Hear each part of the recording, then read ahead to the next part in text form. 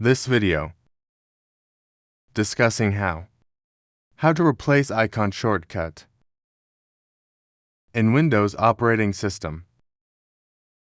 How to click right on this desktop.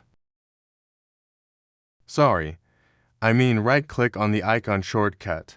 For example, I give this example. Select the properties. Next, can be chosen. Change icon. Well, the icon here hasn't appeared yet. We can look for her. Icon available.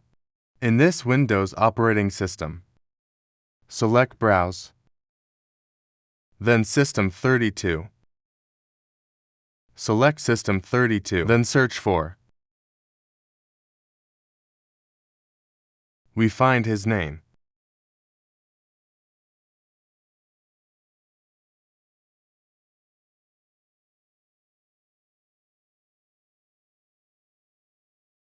Well, this is it. Yes, this is group of shortcut icons, which is already available in Windows operating system. We choose popping up like this, right? Pretty much. I'll take this one. Then I click the OK button. Then I apply. Then I click the OK back button.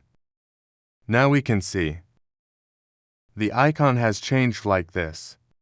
Hopefully tutorial this is useful. Thank you.